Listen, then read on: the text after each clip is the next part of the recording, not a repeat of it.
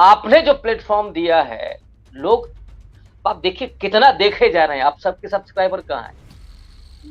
बड़े बड़े नंबर 1 चैनलों से ज्यादा आपका लाइव चलता है संजय जी। और ऐसे नहीं चलता है, इसलिए चलता है कि आप देश की, संविधान की, लोकतंत्र की, मानवाधिकारों की बात करते हैं, दलित और पिछड़ों के पक्ष को रखते हैं। ये पत्रकारिता है।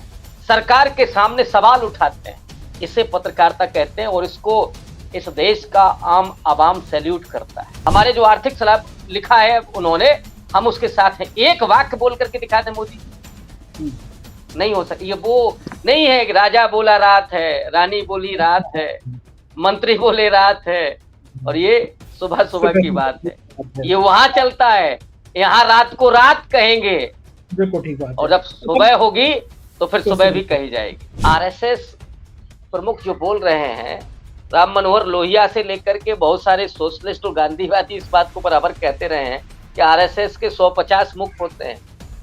वो आज क्या बोल रहे हैं, दिल में क्या है? 26 नवंबर 1949 को जब भारत का संविधान पारित हुआ, उसके ठीक 3 दिन बाद 30 नवंबर 1949 को आरएसएस ने अपने मुखपत्र ऑर्गेनाइजर में लिखा कि संविधान में कुछ भी भारतीय नहीं है। और क्यों नहीं है? क्योंकि इसमें मनु की संहिताएं नहीं। नमस्कार, मैं हूं संजय शर्मा। आप देख रहे हैं 4PM न्यूज नेटवर्क। 2024 का चुनाव बस कुछ ही महीने बाकी है। राजनीति में वो दांव पे चले जा रहे हैं जिनकी आप कल्पना नहीं कर सकते।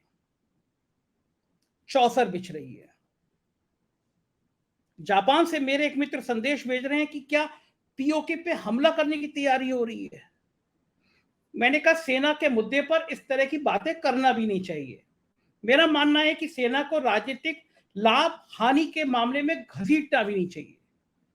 लेकिन एक चिंता और है, इंडिया गठबंधन को भी है और एनडीए गठबंधन को भी है। वो चिंता है दलितों में, पिछड़ों में चेतना का विकास होना।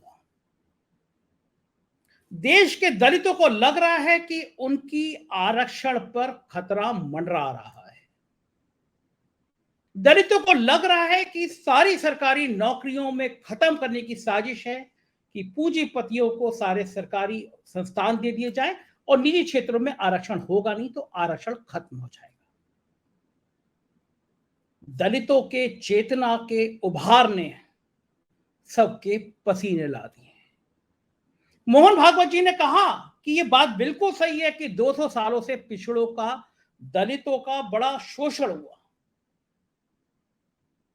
मैं आज एक ऐसे शख्स से आपकी बात कराऊंगा जिन्होंने दलितों पे, पिछड़ों पे बहुत शोध किए हैं, जिन्होंने दलितों और पिछड़ों के बीच जाके बहुत काम किए हैं, उनकी राजनीति को समझाया, उनके चिंतन को समझाया। और मैंने उनसे सवाल किया कि जब मोहन भागवत जी ने कहा कि 200 सालों से पिछड़ों, दलितों पे अत्याचार हुआ, तो यह आवाज क्यों नहीं उठती कि मोहन भागवत जी, जब आप महसूस कर रहे हैं कि 200 सालों से पिछड़ों, दलितों पे अत्याचार हुआ, तो क्यों नहीं संघ का प्रमुख इस बार कोई दलित हो जाए?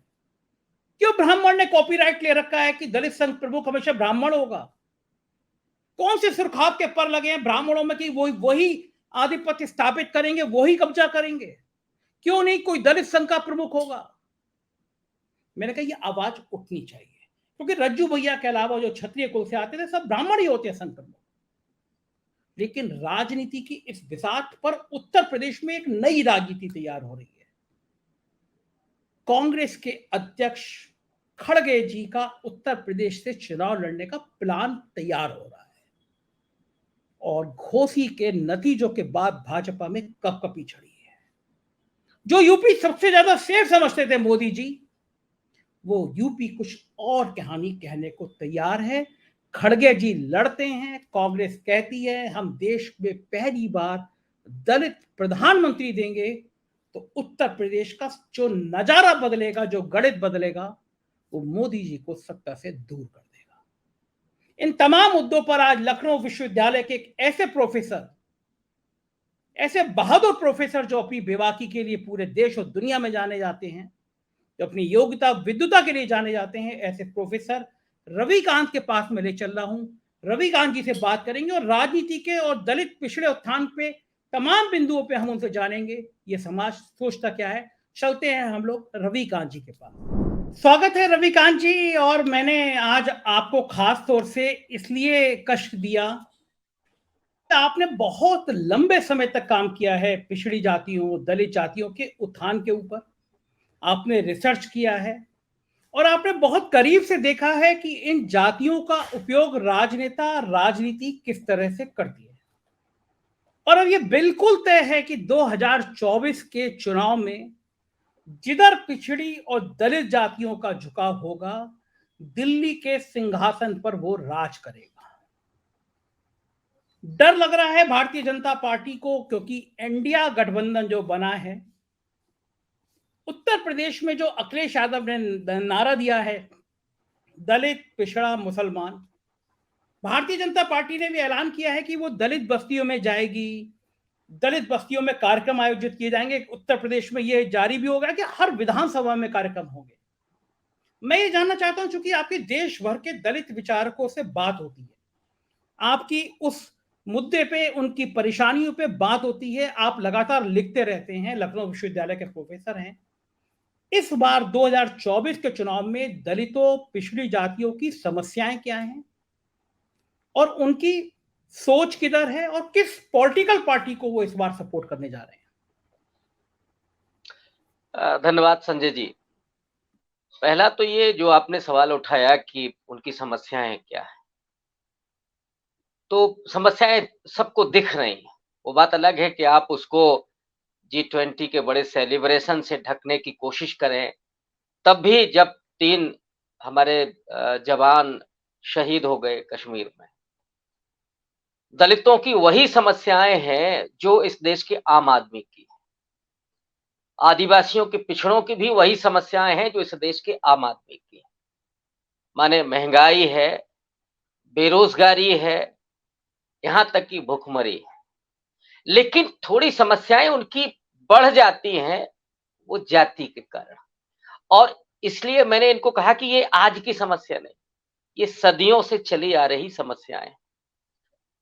देश की आजादी के बाद डॉक्टर अंबेडकर को जब भारत के संविधान को लिखने का अवसर मिला, और मैं शुक्रिया अदा करना चाहता हूं उस देश के तमाम, उस समय के तमाम नेताओं को। और संजय जी, आपको जानकारी होगी ही कि उस संविधान सभा में मोर देन 90% लोग सवर्ण थे, कांग्रेस के उस पूरे आंदोलन में शामिल थे। उन्होंने भी दलितों, पिछड़ों और आदिवासियों के उत्थान के लिए रिजर्वेशन को मेजे थपथपा करके मान्यता दी, और ये समुदाय एक दिशा की तरफ बढ़ने लगे थे, एक मिडिल क्लास उभर करके आज आया है उनके बीच में। लेकिन पिछले 10 साल में जिस तरह की स्थितियां देखी इस देश ने, दलितों ने, पिछड़ों ने, आदिवासियों, इतनी भयावह स्थिति क्या आपने कभी देखी थी कि एक भाजपा का उद्दंड कोई नेता एक आदिवासी के मुंह पर पेशाब करता हो, कहीं दलितों की मूंछ काट ली जाती हो, दलित दूल्हे को घोड़े से उतार दिया जाता हो? हाथरस का केस तो सबको पता है, ऊना का कांड कौन भूल सकता है? तो ये परिस्थितियां उसकी बढ़ जाती, चुनौती बढ़ जाती है, और तब जब इस देश का संविधान उसका संरक्षण करता हो। SC/ST एक्ट इसीलिए लाए थे राजीव गांधी 1989 में कि शायद वो जो आर्टिकल 17 है उससे सुरक्षा नहीं हो पा रही, लेकिन इन लोगों ने उस SC/ST एक्ट को भी डाइल्यूट करने की कोशिश की। तब उस पूरे समाज को सड़कों पर आना पड़ा। उन दलित नौजवानों ने पीठ पर गोलियां खाई हैं। मैं पीठ पर इसलिए कह रहा हूं कि सामंतों ने सीने पे गोलियां नहीं मारी हैं, जब वो आंदोलन से निकल रहे थे तब पीठ पर गोलियां मारी। मध्य प्रदेश के उस पूरे भिंड चंबल के इलाके में दर्जन भर से ज्यादा नौजवान मारे गए। उनकी शहादत से SC/ST एक्ट बचा। आज जिस तरह की हालात है, रिजर्वेशन आपका लगभग खत्म कर दिया गया है, कहने भर के लिए है। सरकारी नौकरियां खत्म कर दी गई। संजय जी, दलितों का उत्थान केवल एजुकेशन और सरकारी नौकरी से होता है। जिस परिवार में एक व्यक्ति को नौकरी मिलती है, वो परिवार शायद 2 पीढ़ियों तक मजबूत हो जाता है। लेकिन इस समय हालात ये है कि सब कुछ तहस नहस कर दिया गया है और इसीलिए सबसे ज्यादा आक्रामक आपको आज दलित दिखाई देगा। सबसे ज्यादा चेतना संपन्न भी वही है, क्योंकि संविधान उसकी रक्षा करता है, इसलिए प्राणपण से उसके लिए जुटा हुआ है। लोकतंत्र ने उसको इंसान बनाया, संविधान ने उसे मानव अधिकार दिए, इसलिए वो आज खड़ा हुआ है, डटा हुआ है और मरते दम तक अपने संविधान और लोकतंत्र की रक्षा करेगा। ठीक बात है रविकांत जी, ये बातें दलितों की परेशानियों की हुई, उनकी सोच की हुई, लेकिन ये परेशानियां तो पहले भी थी, 2014 में भी थी, 19 में भी थी, 2022 के उत्तर प्रदेश के विधानसभा चुनाव में भी थी। तब भी माना गया कि जो जातियों का उभान है उसमें दलित नाराज है, लेकिन हमने देखा 2022 के उत्तर प्रदेश के विधानसभा चुनाव में मायावती जी का भी जो वोट बैंक कहा जाता था दलित समाज, वो भी भारतीय जनता पार्टी की तरफ चला गया और ये कहा गया कि राशन जो है वो राशन बहुत करंट की तरह काम कर रहा है। तो वो करंट तो अब भी होना चाहिए, अब वो करंट कहां चला गया, या फिर मायावती जी कुछ खेल खेल रही हैं जो लोगों को समझ नहीं आ रहा? नहीं संजय जी, जो लोग ये कहते हैं कि 5 किलो राशन से उसने वोट किया, मैं उनसे सहमत नहीं हूं। दलितों में जो बहुत अशिक्षित हैं, कहीं दूर गांव में रहते हैं, उनको जो नमक खिलाया गया, मैं उसके जरूर असर मानता हूं। लेकिन दलित बहुत चेतना संपन्न भी है, खास करके जब आप मायावती की बात कर रहे हैं तो उनका जो समाज है, उनकी जो जाति है विशेष रूप से, वो बेहद चेतना संपन्न है। वो 5 किलो राशन पर बिकने वाली नहीं है। और ये ठीक वैसे ही है संजय जी कि जैसे आप कपड़ा खरीदने जाते हैं तो वो दुकान वाला आपको पेप्सी पिलाता है, फिर उसके बाद लूटता है, आप वहीं पर उसको देख जेब खाली करके आते हैं।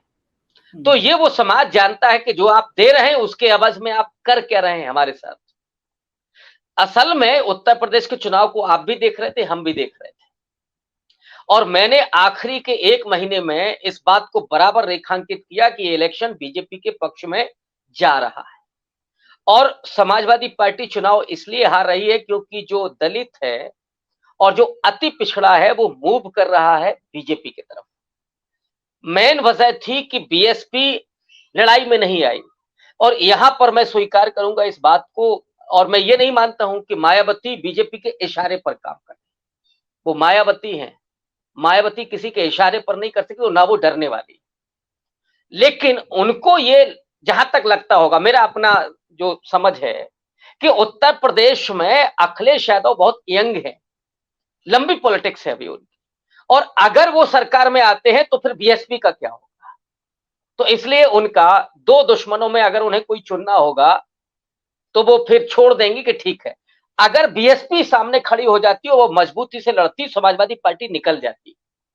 क्योंकि जमीन पर जो हालात है, अति पिछड़ा, आप पिछड़े की बात कर रहे हैं, मैं कहता हूं अति पिछड़ा जो सबसे मजबूत वोटर है बीजेपी का, वो हिंदुत्व के कारण नहीं है, वो 5 किलो राशन के कारण नहीं है। उसकी मूल वजह है, वो है एक तो एंटी समाजवादी पार्टी होना, जो उसको डर और जो विभाजन पैदा किया गया बीजेपी के द्वारा वो, और दूसरा बीजेपी ने तमाम मुखौटे खड़े किए उसी अति पिछड़ा समाज, संजय निषाद और इधर ओम प्रकाश राजभर, फागू चौहान, दारा सिंह चौहान, ऐसे कई नेता। तो उस समाज को ये लगता है कि साहब हमारे लोग कुछ हैं इस पार्टी में, और सपा की राजनीति में तो हमें ये भी मौका नहीं मिल रहा था। वो दिल से चाहते हैं संजय जी, मैं बात करता हूं लगातार, वो चाहते हैं कि हमें अखिलेश यादव हो या कांग्रेस पार्टी हो, थोड़ा सा हमको तवज्जो दे, हम आपके सामने आना चाहते हैं, आपके साथ कदम से कदम मिला करके चलना चाहते हैं, लेकिन हमारी लीडरशिप आप नहीं चाहते, हमें आप भागीदारी नहीं देना चाहते। जब आप ये करते हैं तो फिर वो कहते हैं कि साहब बीजेपी फिर क्या बुरी है। तो 5 किलो राशन पर नहीं, उनके कंसर्न है, वो जानते हैं कि सामाजिक न्याय की राजनीति को, उन उसूलों को, उन सिद्धांतों को, उन मूल्यों को बीजेपी बिल्कुल तहस नहस कर रही है। लेकिन उनकी एक मजबूरी है, जो डर उनको दिखाया जा रहा है उसका फायदा बीजेपी लेती है। तो जो आपका सवाल था, एक तो चुनाव जो है उत्तर प्रदेश में अति पिछड़ा और नॉन जाटा दलित हुआ था, यही फिर होने वाला है। अगर यहां पर आपकी नजर नहीं है, मैं शायद कई बार कड़वा भी बोल जाता हूं, और उन लोगों को जो सोशल जस्टिस की पॉलिटिक्स करते हैं उनको बुरा लगता है।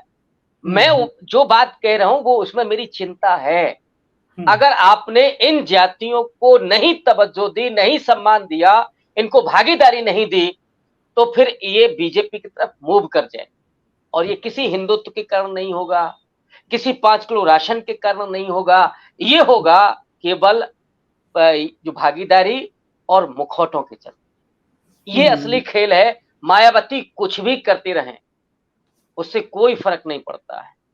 जाटवों को भी नहीं। अभी घोसी में क्या हुआ? जाटवों ने वोट दिया ना, दलितों ने वोट दिया ना, उनके लिए संविधान पहले है, तब मायावती के साथ उनका जुड़ाव है, बहुत भावुक जुड़ाव है। लेकिन अगर उनको चुनना होगा कि संविधान बचाना है कि मायावती को बचाना है, तो संजय जी किसको वोट करेगा? हाँ, संविधान बचाने को। बड़ी बात है।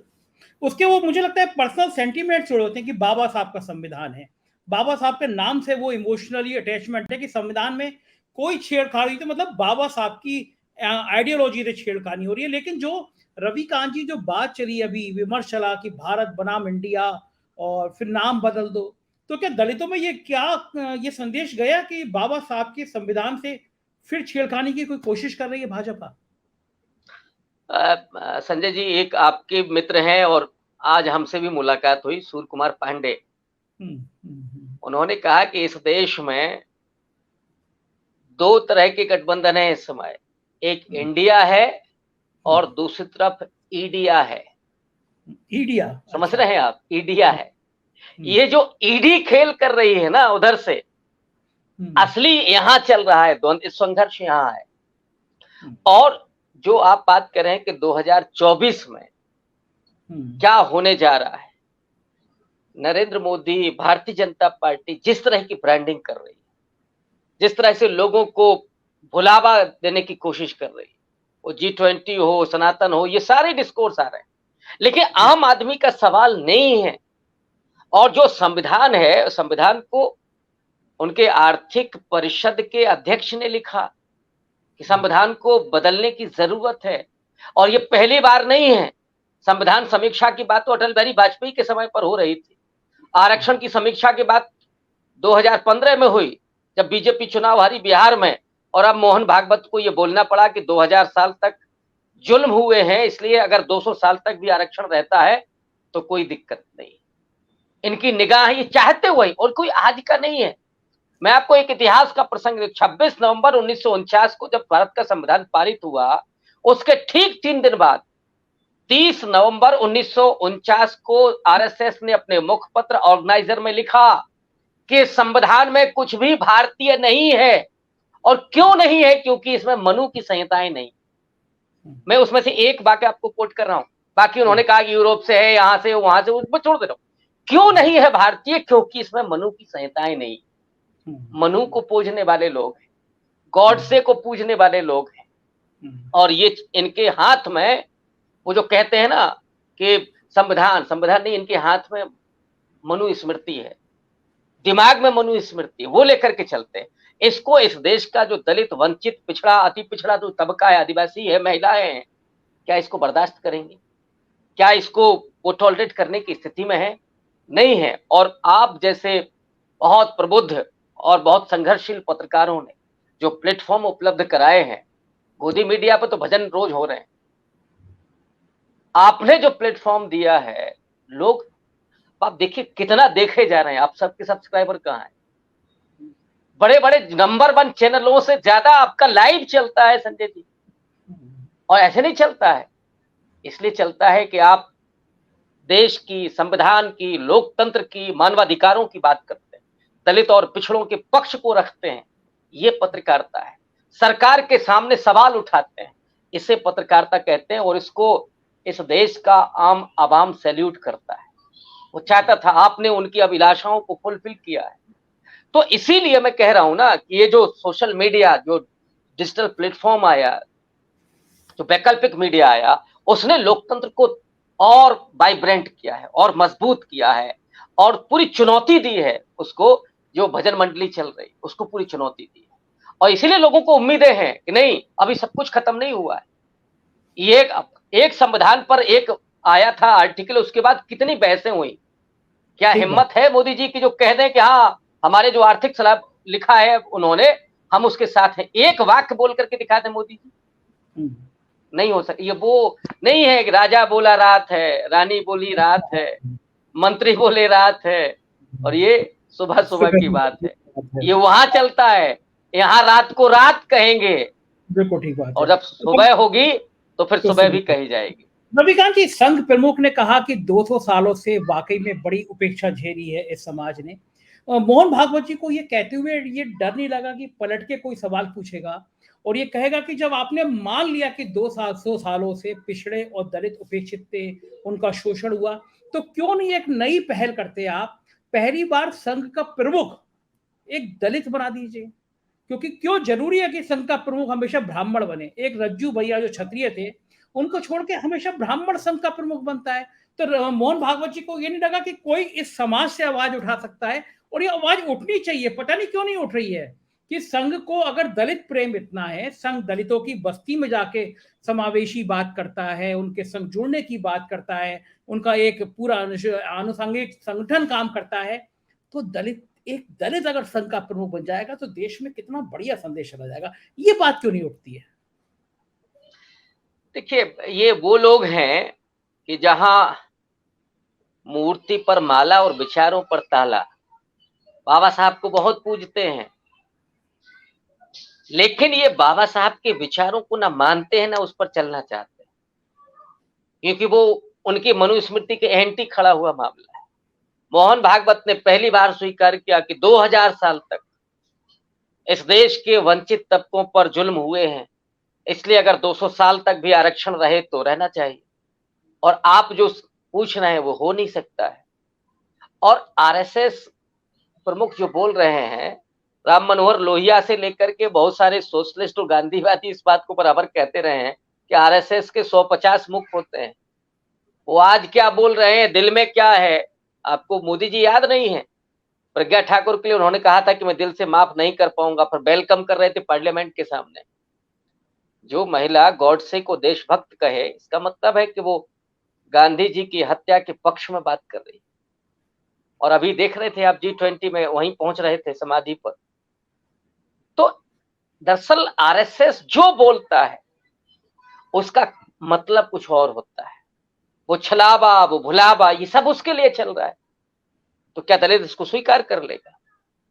ये मान लेगा कि आप सच में कह रहे हैं जो वही है, तो फिर आप अगर है तो फिर आप जो कह रहे हैं उसको कर दें। लेकिन अगला भी जो बनेंगे वो भी ब्राह्मण है, जो शीर्षस्थ 2-3 लोग हैं वो तीनों ब्राह्मण हैं, तो अगला भी वही होना है। तो दलित का तो सवाल ही नहीं है, वहां नहीं है। विवेकानंद जो कहते थे ना कि ये जो सारा आपका धर्म है ना वो चौके तक सीमित है, वहीं सारा धर्म आपको दिखाई पड़ता है। तो ये तो उसने आपने चौके की बात कर दी आरएसएस के उस पूरे फेरिस्ट में, वहां कैसे हो सकता है? मैं रविकांत जी पॉलिटिकल बातों पे आऊंगा, और ये बिल्कुल तय है कि यूपी से होकर रास्ता जाएगा दिल्ली। यूपी जितनी आसान दिखती थी, घोसी के चुनाव के नतीजों ने, जातियों के गठजोड़ के ट्रांसफर होने में, समाजवादी पार्टी को दलितों के वोट चले जाने में, ठाकरों के वोट समाजवादी पार्टी को चले जाने में, एक नया विमर्श शुरू हो गया कि क्या इंडिया गठबंधन मजबूती से आ गया है, बीजेपी को यूपी में भी परेशानी हो रही है। मेरा एक सवाल यह है कि अगर खड़गे जी उत्तर प्रदेश की किसी लोकसभा से चुनाव लड़ते हैं, सोनिया गांधी संभवतः नहीं लड़ेंगी, रायबरेली से या कहीं से भी खड़गे कर्नाटक के साथ उत्तर प्रदेश से भी चुनाव लड़ते हैं, और कांग्रेस ये संदेश देती है, अप्रत्यक्ष या प्रत्यक्ष संदेश देती है कि हम पहली बार देश में एक दलित प्रधानमंत्री देने जा रहे हैं, और मायावती मुस्लिमों को अधिकांश टिकट दे देती है, तब मैं आपसे जानना चाहूंगा, क्योंकि आपसे योग व्यक्ति कोई नहीं है इस परिस्थिति को समझने में, अगर ये परिस्थिति होती है तो उत्तर प्रदेश के चुनावी परिणाम किस तरह देखते हैं? देखिए संजय जी, कांग्रेस के ट्रम्प कार्ड को बीजेपी भी जान रही है, और इसीलिए आप देखिएगा कि पूरा जो फोकस हुआ है वो राहुल गांधी पर हुआ है। खड़गे जी को पृष्ठभूमि, मतलब मीडिया की मैं बात कर रहा हूं, और मैं ये कतई नहीं कह रहा हूं कि राहुल गांधी ने संघर्ष नहीं किया। डेफिनेटली भारत जोड़ो यात्रा से लेकर के अब तक राहुल गांधी ये है कि जो विपक्ष की सबसे मजबूत, सबसे विश्वसनीय आवाज बनी। लेकिन कांग्रेस पार्टी कहीं ये कार्ड ना खेल दे और खड़गे जी का पर्सनालिटी कहीं आगे ना आ जाए, इसके लिए सारे जतन हो रहे हैं कि खड़गे जी का कहीं एक स्टेटमेंट मीडिया में ना आ जाए, उनकी तस्वीर कहीं मीडिया में ना आ जाए। कांग्रेस पार्टी भी इस बात को जान रही है और इसीलिए अब तो डेफिनेटली है, खड़गे जी कर्नाटक के साथ साथ उत्तर प्रदेश से भी चुनाव लड़ेंगे। वो कहां से लड़ते हैं, अमेठी से लड़ते हैं कि वो इटावा जाएंगे, मेरे हिसाब से तो उनको बुंदेलखंड से लड़ना चाहिए। ठीक बात है, मध्य प्रदेश का बेल्ट वो भी बहुत प्रभावित करेगी और बुंदेलखंड वो इलाका है जो उत्तर प्रदेश में सबसे ज्यादा दलित बाहुल है, 35% वहां पर दलित है। और खड़गे जी के अध्यक्ष बनने के बाद ये पूरे दलित समाज में ये भावना है। संजय जी, आप जमीन पर जाइए और अनपढ़ व्यक्ति से भी आप पूछेगा कि साहब खड़गे जी हैं, कांग्रेस पार्टी उनको प्रधानमंत्री बनाने के लिए बात कर रही है, बोले हाँ सुना तो मैंने भी है, अगर ये होता है तो बहुत अच्छा है, हम कांग्रेस पार्टी को फिर वोट करेंगे। वो जाटव समाज की मैं बात कर रहा हूं, हालांकि दिल में अभी भी उसके है कि बहन जी पीएम हो, और मैं उनके इस भावना की सैल्यूट करता हूं, लेकिन दलित पीएम की बात, और ये सपना किसका है, बाबा साहब अम्बेडकर का। उन्होंने ये कहा था उसी अपने भाषण में 25 नवंबर 1949 वाले में, बेहद महत्वपूर्ण भाषण। संजय जी, मैं आपसे रिक्वेस्ट करूंगा आपके दर्शकों से भी कि उस भाषण को जरूर पढ़ें। वो बिल्कुल आखिरी में कहते हैं कि ये जो दलित वंचित समाज है वो गुलामी का बोझा ढोते ढोते थक चुका है, अब इसको सत्ता चाहिए। इसके साथ न्याय तभी होगा जब इसके कंधों पर सत्ता होगी, और वो सत्ता दिल्ली वाली, कि दिल्ली के लाल किले पर जब दलित कोई प्रधानमंत्री तिरंगा फहराएगा, उस दिन दलितों के साथ सच्चा न्याय होगा, संविधान और लोकतंत्र उस दिन जीतेगा। और ये जो ख्वाब है वो इस प्रदेश का और देश का हर दलित देख रहा है, और इसलिए देख रहा है कि वो भी बाबा साहब के सपने को साकार होते हुए देखे और इस देश में न्याय और बंधुत्व स्थापित हो। ये कतई नहीं कि अगर पीएम हो जाए तो अन्याय होगा, नहीं, न्याय और बंधुत्व स्थापित हो। इसलिए बाबा साहब अम्बेडकर ने संविधान में बंधुत्व शब्द पर बहुत ज्यादा जोर दिया। ये भाईचारा चाहिए, उसमें कहीं कोई ये नहीं है कि 3000 साल जो हुआ है अब हम बदला लेंगे, ये भावना नहीं। ठीक बात, ये कतई भावना नहीं, लेकिन ये अभी नहीं होना चाहिए। इसीलिए हम कई बार उस इतिहास का उद्घाटन करते हैं कि जो हुआ उसको भूल करके हम आगे बढ़ते हैं। लेकिन अगर आप अभी भी ये कर रहे हैं तो फिर इतिहास के वो पन्ने खोले जाएंगे, फिर आपको तकलीफ होगी। बिल्कुल ठीक बात है। रविकांत जी, आखिरी सवाल, अगर ये सब हुआ उत्तर प्रदेश में, खड़गे जी लड़ गए, तो भाजपा के पास इसकी काट क्या है? संजय जी, मैं इसमें एक चीज और जोड़ देता हूं।